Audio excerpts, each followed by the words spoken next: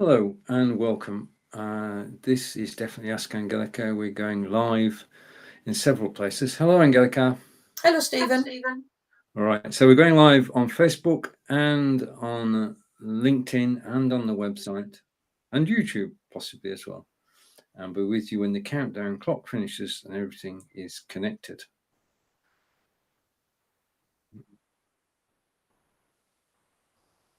And that should be in about 30 seconds. Okay. If you're watching this live, thank you. If you're watching replay, thank you. If you've got any questions at all, then please do ask. If you want German language tuition, definitely ask. We're nearly ready to go live. This looks better than watching paint dry. Well, yeah, I suppose it does. Yeah. Or grass grow. Oh, yeah. Yeah. Okay. Nearly there. 2, 1. We're there. Hello and welcome to Ask Angelika. And first thing we've got to say is, hello, Angelika. How are you today? I'm fine. And you? I'm good. Okay, so welcome to the show. And we'll put this on the bottom so that you know. This is Ask Angelika, German language tuition, idioms and tongue twisters, T, season 4, episode 21. Angelika, would you like to explain what we're doing? Yes. After having 20 episodes working our way through the alphabet from A to S plus an extra one because we did one last time with SCH, we've now reached T. And again, I found some idioms. In German, I'm giving you the literal translation and also what the equivalent is in English. And when we get to the tongue twister, I'm afraid this one is very short, but it's so difficult, I'm having problems as well. And not only that, the English translation is just as bad. So something we both can look forward to. Indeed it is. Right, okay, so I'm going to take the title off the screen. Now, as Angelika explained, she's put sentences together, and we're going to go through the sentences with the original phrase first, and then with the literal translation, and then with the English equivalent. And as usual, we're going to start with phrase number 1. I'll read it in German, and Angelika will correct my pronunciation. So, du hast wohl Tomaten auf den Augen. Du hast wohl Tomaten auf den Augen. Okay, I'm trying to get this right. We're back where we should be. Okay, du hast wohl Tomaten. All right, okay. Let's take this step by step. It's something to do with tomatoes and eyes. So you have tomatoes on your eyes. Yeah, the wohl is a filler word, really. It's sort of in the meaning of you must have tomatoes. You must have tomatoes on your eyes. On the eyes, Okay. yeah. Right, so that's the literal translation. You must have tomatoes on your eyes. Now, I can't even guess at the English equivalent here. Blindfolded or unable to see, or yeah, you're going in that right. It's going in that direction, but there is a saying which would be the equivalent to when we would say in German, du hast wohl Tomaten auf den Augen. Okay, so the English equivalent is, are you blind or what? Yeah, I think it's the tone as well, you know. Are you blind or what? And same in German. Du hast wohl Tomaten auf den Augen.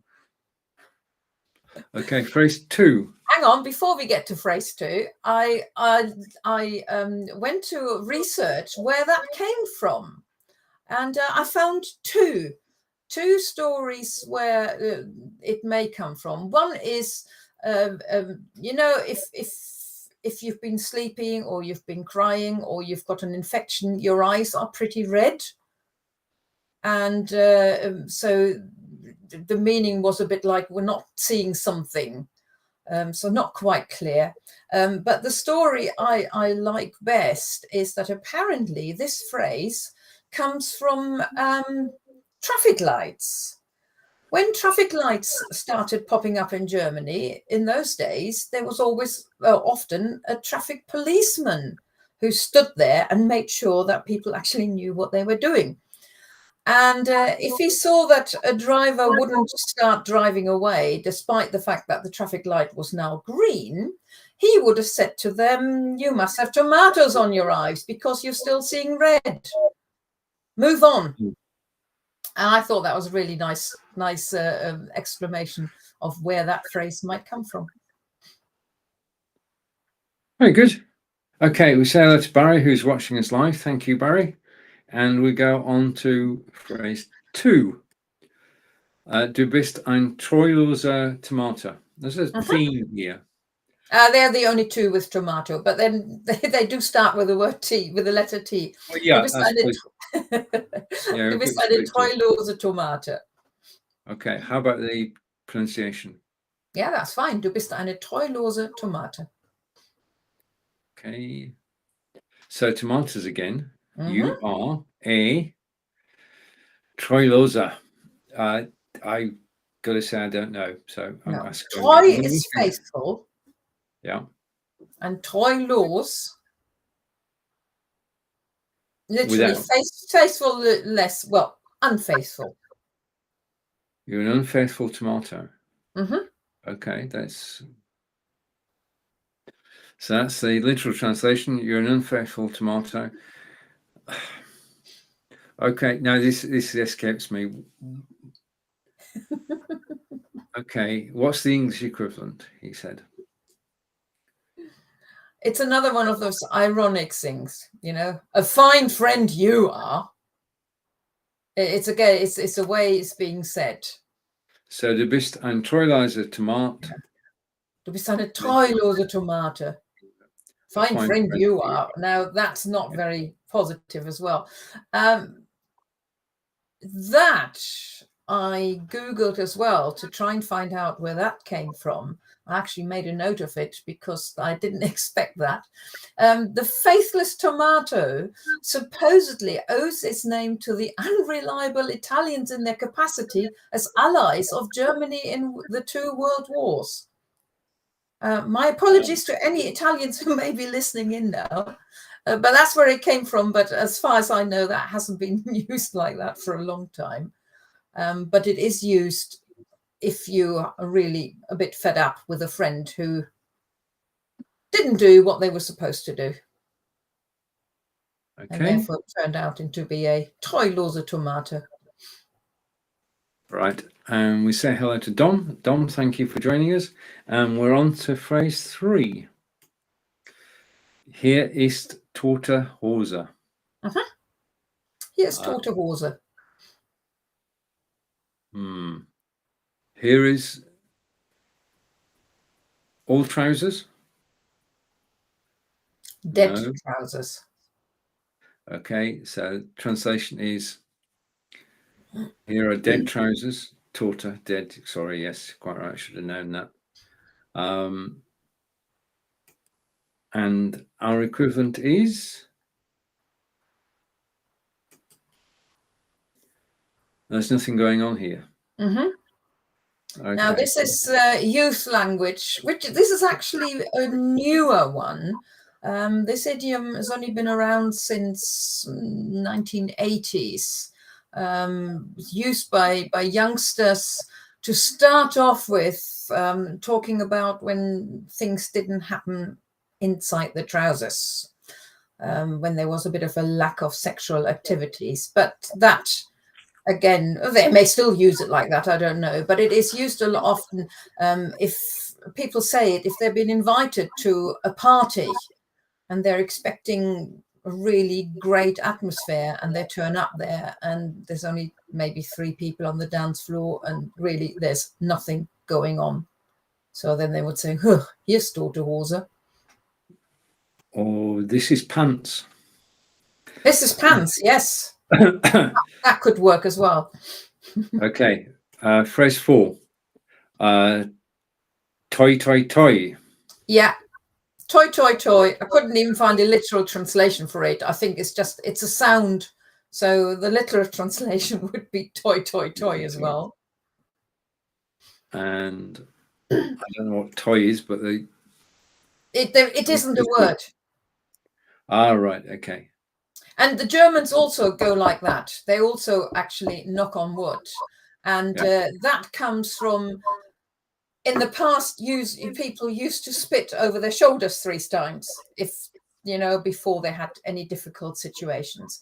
And obviously, and apparently the noise that it makes is toy, toy, toy. I researched it, but I didn't really want to find out if spitting over your shoulder really does make that noise. So I just have to rely on the research. And of course, at some stage, spitting over your shoulder was seen as very unhygienic.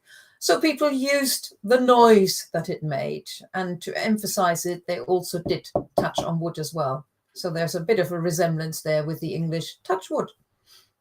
Okay. Phrase 5. Das ist Teufelschen auf dem I. I. I, ja. Das ist das Tüpfelchen auf dem I. That is the on the I. Tüpfelchen. Dotting the I? Well, it's a dot on the I. So the dot on the I is often just called i-Tüpfelchen. And but here now we're saying that's the dot on the I. But it's got nothing to do with crossing your T's and dotting your I's. At least I don't think so. No, okay. So the English equivalent is that's the icing on the cake. Mm-hmm. And that comes from in the days when everything was still written by hand rather than with an email or with the machines now. Often words became, or letters became, illegible, or they were shortened. And sometimes I can imagine if you've been writing for hours on end, they may have even missed the I, the dot on the I. So it spoke of a high degree of care and perfection if people realized the I was there and people wrote really nicely. So it's like the icing on the cake, as we say in English. Okay. Icing on the cake. Okay, phrase 6. Bleib auf dem Teppich. Bleib auf dem Teppich. So stay on the... No, I'm struggling today. Teppich. Carpet. Carpet. So stay on the carpet.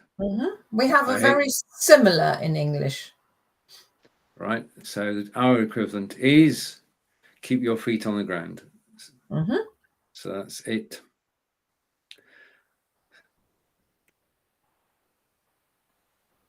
I'm just delaying the moment. Right. Next. Next comes the tongue twister. Right. Okay. Read it once and then we'll go for it together. Right. Test texter, texten, test texter, test texter, texten, test texter. That is impressive. Thank you. That's really good. Test texter, texten, test texter, test texter, texten, test texter. So that's today's tongue twister, and the literal translate, or the English equivalent, is text tests were texted by test texters, test texters texted, test texts. Does. Okay. Is that right? At the end? Oh no, there's an R too many. Test texters. It should have been. Tests. Sorry, the ER's too many. Yeah. Been fixed. Okay. Yay. Right. Okay. This is the tongue twister in English as well, isn't it? It is. This is where we rewind to the beginning, and you are watching Ask Angelika, German language tuition, idioms and tongue twisters. See, this is season 4, episode 21, and it's over to Angelika.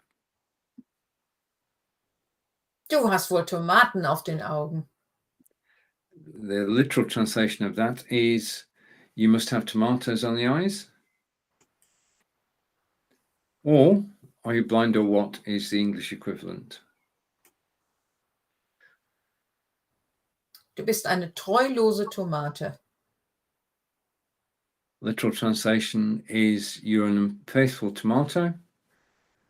And our equivalent is a fine friend you are, which is ironic, or meant ironically. Yeah. Phrase 4. 3. Hier ist tote Hose. Okay. Literal translation is here are dead trousers. And our English equivalent is, if I find it, there's nothing going on here. Phrase 4. Toi, toi, toi. And the translation, literal, is toi, toi, toi. And our English equivalent is touchwood. Okay, fine. Phrase 5, sorry. Das ist das Tüpfelchen auf dem I. Literal translation is, that's the dot on the I.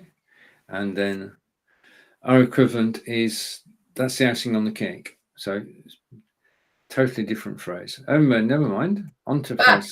It's the good thing, isn't it? The icing of the cake is what's deemed to be the best thing of the cake, isn't it?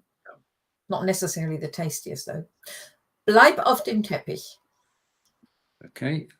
Literal translation is stay on the carpet. English equivalent is keep your feet on the ground. Okay. Angelika, over to you. Testtexte, texten, Testtexte. Testtexte, texten, Testtexte. Excellent. Okay, and the English equivalent is tests were texted by test texters texted test texts. Okay, we're done. Okay. All right, Angelika, it's over to you. When is the next Ask Angelika? Next one is in 2 weeks, which makes it the 7th of July, and we have the letter U.